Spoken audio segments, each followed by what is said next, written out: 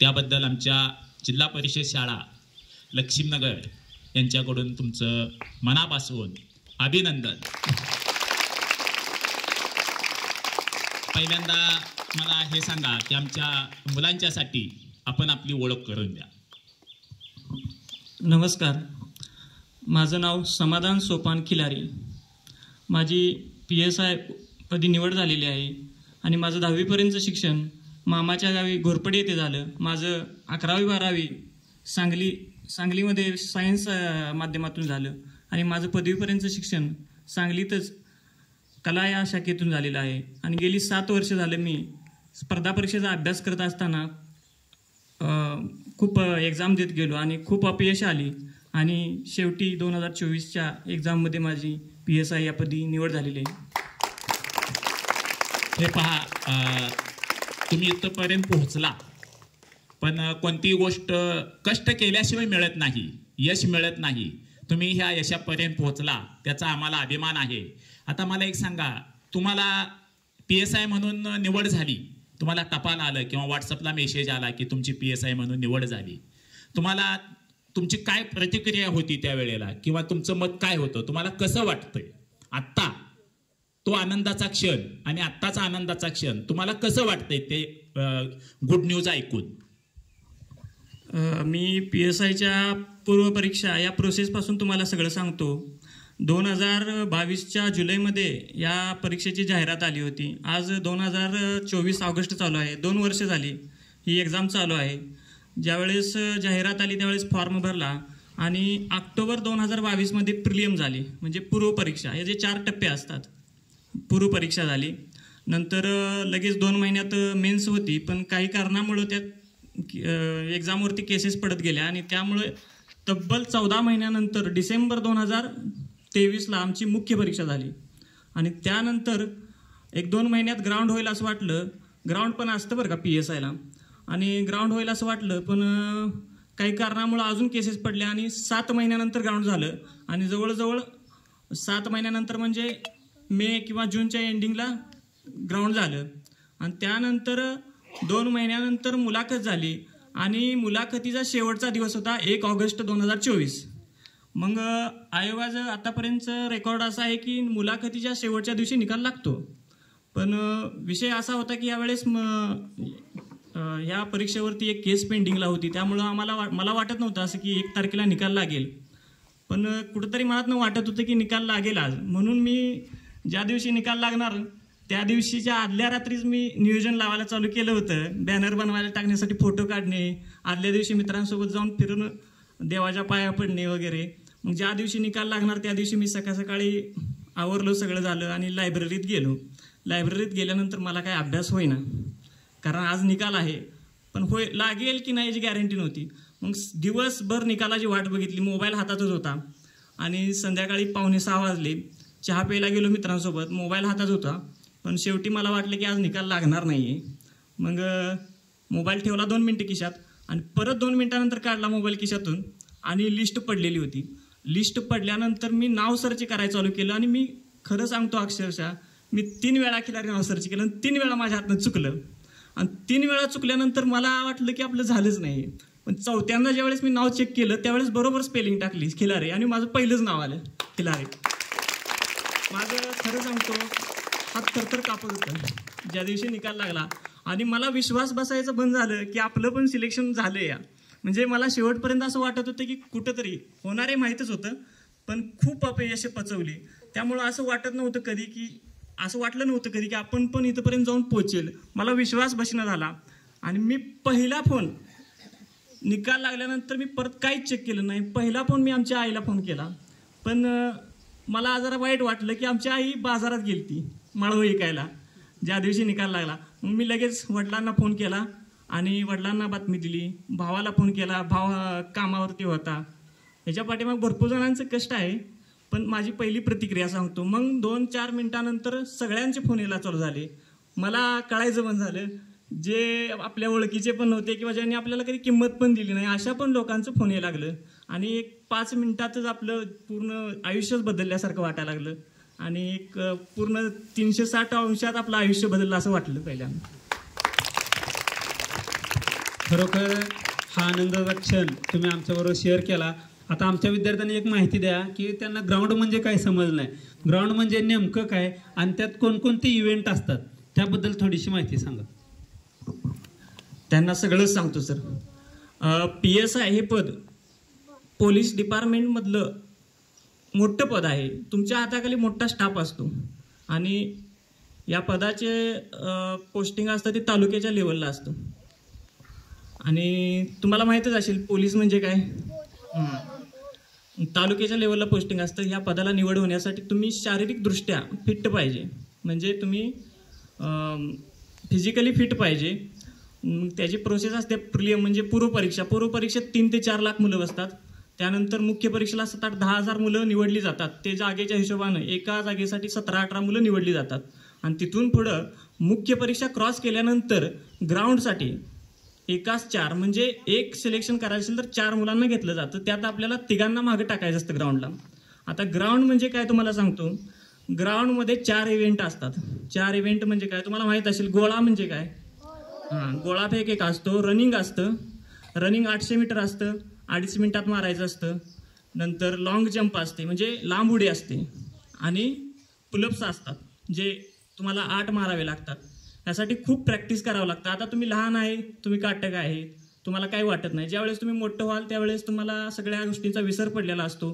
त्यामुळं त्या गोष्टी परत कराव्या लागतात. त्यामुळं तुमचं जे व्यायाम किंवा खेळ वगैरे हे तुम्ही कायम चालू ठेवा. कारण ह्याचा पुढे जाऊन लॉस होणार नाही आहे तुम्हाला किंवा तुम्हाला जास्त कष्ट करावे लागणार नाहीत जे मला करावे लागले. अतिशय छान. मला एक सांगा की ज्यावेळी तुमचं सिलेक्शन झालं, निवड झाली आणि तुमच्या आईवडिलाची पहिली भेट झाली सिलेक्शन झाल्यावर, त्यावेळी आईवडिलांचं मत काय होतं. आईवडिलांची प्रतिक्रिया काय आली. सिलेक्शन झाल्याच्या दिवशी मी पहिला वडिलांना फोन केला. मला काय बोलायचं हेच कळेना झालं. मी फक्त 2 शब्दाचं सांगितलं माझं सिलेक्शन झालंय म्हटलं आणि मला खूप फोन येत होते. पण ज्या वेळेस मी संध्याकाळी आई बाजारातून आली त्यावेळेस मी व्हिडिओ कॉल केला त्यांना आणि त्यावेळेस त्यांच्या चेहऱ्यावरचा आनंद गगनात मावेना झालता. खरंच मला माझ्या जीवनाचं सार्थक झाल्यासारखं वाटलं. त्यानंतर पण मला आईवडिलांना भेटण्याची खूप आतुरता लागली होती. जे 3-4 दिवस माझा सत्कार तिकडे चालू होतं त्यामुळे मला येता आलं नाही लवकर. पण ज्यावेळेस मी गावात आलो आणि गाडीतनं उतरलो त्यावेळेस आई माझ्या मिठीत पडून रडायला लागली. त्यावेळेस मला कळायचं बंद झालं नेमकं मी काय करू हेच मला समजेनं झालं.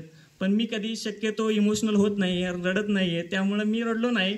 पण आईच्या डोळ्यातून जे आनंद अश्रू आले त्यामुळं मला खूप भारी वाटलं. छान, खूप छान, अतिशय छान. आईवडिलांना अभिमान वाटतो की आपला मुलगा एवढ्या मोठ्या पोस्टला गेलेला आहे. मला एक सांगा की आमच्या मुलांना हे अपेक्षित आहे. आम्ही आमच्या मुलांना म्हणतो की बाबांनो तुम्हाला मोठेपणी कोण व्हायचं आहे. तर मुलं सांगतात की मला पोलीस व्हायचं आहे, मला ग्रामसेवक व्हायचं आहे किंवा आणखी मला मोठं IAS पद मिळवायचं आहे, IPS पद मिळवायचं आहे. तुम्ही लहानपणी शाळेत असताना 1ली ते 7वी असेल, 1ली ते 10वी असेल, 1ली ते 12वी असेल, असं शाळेतले शिक्षक कधी मॅडम तुम्हाला अशा म्हटल्या होत्या का समाधान तुला भविष्यात काय व्हायचं आहे. आणि असेल तर तुम्ही त्यांना काय म्हटला होता की बाबा मी मोठेपणी हे व्हायचं आहे. असा कसा एखादा प्रसंग आहे का. सर मी पहिल्यापासून सांगतो. मी 1ली ते 4थी आश्रम शाळेत केली म्हणजे जी जिल्हा परिषद सारखीच शाळा आहे. आणि त्या शाळेत कसं व्हायचं मी आजी आजोबांसोबत शिकायला होतो आणि आजी आजोबा न शिकल्यामुळे मला पण शिक्षणाचं एवढं काय व्हॅल्यू म्हणजे माहितीच नव्हती. त्यामुळे मी शाळेला दांड्या मारायचो भरपूर. आणि 4थीपर्यंत मला भरपूर वेळा सर म्हणायचे की तू खूप हुशार आहेस, फक्त शाळा अटेंड करत जा, शाळेला दांड्या मारत जाऊ नको. तरी पण मला वाटायचं की मला शाळेत येण्यासाठी असं म्हणतील मुद्दामन. पण खरं मी हुशार आहे मला पहिल्यांदा 4थीत असताना कळलं की मी वर्षभर सारख्या शाळा बुडवून सुद्धा माझा केंद्रात स्कॉलरशिपला 2रा नंबर आला. आणि त्यानंतर मला त्या शाळेतल्या सरांनी विनंती केली की तू आमच्याच शाळेत थांब. मग मी तिथून पुढे 2 वर्ष त्या शाळेत थांबलो. मग 7वीपर्यंत तिथे झाल्यानंतर मी 8वीला हायस्कूलला गेलो. 9वीपर्यंत मला खरं सर सांगू काही समजत नव्हतं. आता या मुलांना सुद्धा मी काय बोलतो हे समजत नसेल बऱ्याच, पण मला पण समजत नव्हतं. पण 9वीत असताना मी विश्वास नांगरे पाटील IPS यांचं भाषण ऐकलं आणि 10वीत मी त्यांच्या भाषणानं प्रभावित होऊन भविष्यात आपण पण पुढं कुठं तर जाऊन असं अधिकारी व्हावं ह्या प्रेरणेनं मी खूप अभ्यास केला आणि मला 10वीला 90% मार्क पडले. आणि मी तेव्हाच ठरवलं होतं की आपण पुढे जाऊन असं काहीतरी अधिकारी व्हायचं. आणि तेव्हाचा माझा निर्णय आहे तो आज 14 वर्षानंतर सक्सेस झालेला आहे. 10वी तुम्ही झाला आणि 10वी झाल्यावर 11वी आणि 12वीला शक्यतो 90%चा मुलगा सायन्सला जातो असं प्रचलित आहे. पण तुम्ही 10वी झाल्यावर कोणत्या साईडला गेला शिक्षणामध्ये? मी 10वी झाल्यानंतर माझं बेसिक चांगलं व्हावं म्हणून मी 11-12वी सायन्स केली. सायन्सला पण मला भरपूर मार्क होते. जवळजवळ 81% मला सायन्सला पडले होते. तरीसुद्धा मी नंतर स्पर्धा परीक्षेचा म्हणजे ह्या पदाचा PSIचा अभ्यास करता यावा म्हणून मी कला शाखेतून म्हणजे आर्टमधून 13वी 14वी आणि 15वी केली. छान, खूप छान. आता मला एक सांगा की तुम्हाला खूप कष्ट घ्यावं लागले ह्या पदापर्यंत पोहोचण्यासाठी, तर तुम्ही कष्ट किती घेतलं तेही सांगा. आणि तुम्ही पहिल्यांदा रजिस्ट्रेशन केलं PSIचं, लोकसेवा आयोगाची जाहिरात सुटली आणि तुम्ही पहिल्यांदा ॲप्लिकेशन केलं त्याला, त्या पहिल्या ॲप्लिकेशनपासून आत्ता तुमचं सिलेक्शन झालेपर्यंत किती वर्ष गेली तुमची आणि तुम्ही किती कष्ट घेतलं, तुमचं अभ्यासाचं नियोजन कसं होतं हेही सांगा. मी माझ्या पहिल्यापासूनच्या कष्टापासून सुरुवात करतो. मी 7वी-8वीला असतापासून काही भरपूर अभ्यास चालू केला, म्हणजे खूप भयानक. तेव्हा मला समजायला लागलं की आपण पण शिकलं पाहिजे. तोपर्यंत मला समजत नव्हतं आपण अभ्यास करावा वगैरे, काय मजा मारा वाटायची, खेळ वाटायचं, क्रिकेट खेळायचं वगैरे. पण अभ्यास करावा असं मला जरा मोठं झाल्यानंतर समजायचं झालं. मी 10वीपर्यंत मामाच्या गावी होतो. मी आणि आजी आणि आजोबा तिघंजण असायचो आणि मी रात्रीचा दिव्यावरती अभ्यास करायचो त्यावेळेस बरं का. म्हणजे त्यावेळेस लाईट वगैरे व्यवस्था नव्हत्या. त्यावेळेस मी एवढा अभ्यास करायचो की 10वीला असताना मी दिव्यावरती अभ्यास करताना कधी कधी माझी डोक्याची केस जळलेली कळायची नाही ती दिव्यावरती. म्हणजे एवढा अभ्यास करायचो. आणि कधी कधी आजी मला रात्रीचे 2-3 वाजता उठून परत झोपवायची, झोप म्हणायची, सकाळ व्हायची वेळ आल्या. म्हणजे एवढा अभ्यास करायला लागायचा. आणि नंतर 11-12वीला पण मी खूप अभ्यास केला. नंतर मी ग्रॅज्युएशनमध्ये पण खूप अभ्यास केला आणि तिथून खरा प्रवास सुरू झाला माझा. ग्रॅज्युएशन संपल्यानंतर MPSCच्या चालू केल्यानंतरचा प्रवास सुरू झाला. तिथं मला खूप अभ्यास करावा लागला. तिथं मी सकाळी 7 ते संध्याकाळी 11पर्यंत कंटिन्युअस 4 वर्ष अभ्यास केला. म्हणजे 2020च्या लॉकडाऊनपर्यंत कंटिन्युअस 7 ते 11 हे माझं शेड्यूल फिक्स होतं. पण दुर्दैवानं लॉकडाऊन पडलं आणि त्यात माझी जवळजवळ 21 महिने म्हणजे 2 वर्ष गेलीच. आणि परत मी 2022 पासून शून्यातून सुरुवात केली आणि तिथून पुढे 1.5 वर्ष मी खूप अभ्यास केला. जो आहे ते शेड्यूल सकाळी 7 ते संध्याकाळी 11. त्यात कसं सकाळी 7 ते 12पर्यंत लायब्ररीत जायचं, 12 ते 1 जेवण करायचं, 1 ते 3 नंतर झोपायचं, परत 3 ते संध्याकाळी 8 लायब्ररी, परत 8 ते 9 जेवण आणि 9 ते 11 अभ्यास आणि परत झोप. म्हणजे असं शेड्यूल कंटिन्युअस चालू होतं. आणि एवढं कष्ट केल्याशिवाय तुम्हाला यश भेटत नाही आणि त्याची सवय तुम्हाला आत्तापासूनच लागली पाहिजे असं मला वाटते. खूप छान. आम्हाला एक सांगा की आता PSI आमच्या मुलांना तुमचं ऐकून वाटतंय की आता आपण PSI व्हावं, पुढं पोलीस, आणखी पुढं कुठं जावं, आणखी IAS व्हावं.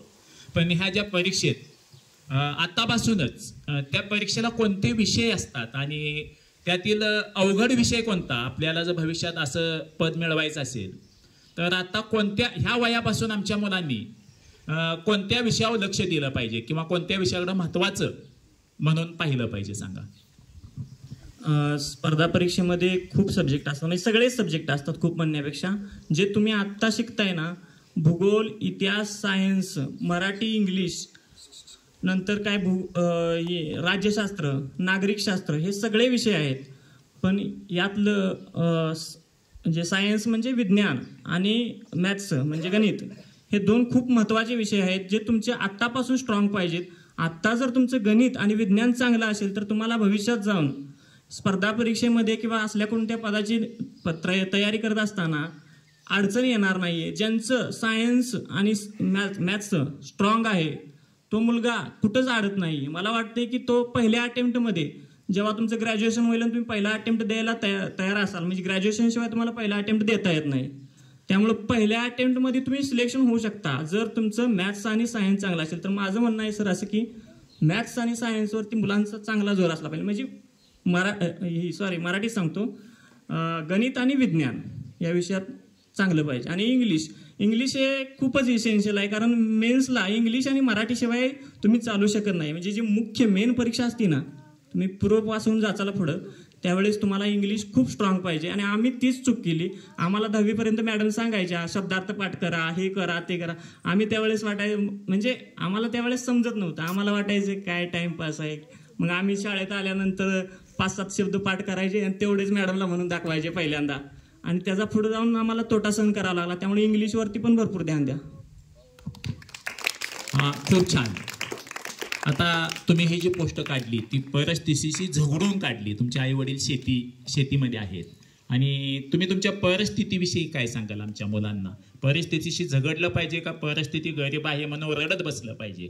तुम्ही काय मुलांना आमच्या सल्ला द्याल किंवा तुमच्या परिस्थितीविषयी लहानपणापासूनची थोडक्यात माहिती द्या. सर, परिस्थितीविषयी जर सांगायचं झालं तर खरी कंडिशन सांगतो. ज्यावेळेस मी मामाच्या गावाला गेलो त्यावेळेस फक्त आणि फक्त एका कारणामुळे गेलतो की इथं खायला अन्न नाही पोटाला. मला वाटतं 1999-2000 साली मला आजोबा घेऊन गेले मामाच्या गावाला, कारण का त्यावेळेस अशी एवढी कंडिशन वाईट होती की आम्ही जवळजवळ 9 भावंड घरात, आणि आजी आमची व्यापार करायची, आणि त्यावेळेस ती जेवढं कमवून आणायची तेवढ्यावरती पूर्ण घर चालायचं. आणि त्यात कसं व्हायचं, आम्ही 9 भावंड आणि 3 बहिणी असे 12 जण, आणि त्यामुळं आम्हाला जेवायला बसवलं तरी सुद्धा अर्धी भाकर वाटणीला यायची, आणि तेवढीच, त्याच्यावरती मागायची नाही. मग ह्या कंडिशनमध्ये आमचे आजोबा आले, त्यांनी बघितलं आणि ते म्हणले की हा मरून जाईल, कारण एवढं बेकार कंडिशन झाली. आणि त्यातून ते घेऊन गेले मला. पण आईवडिलांनी इकडं खूप कष्ट केलं.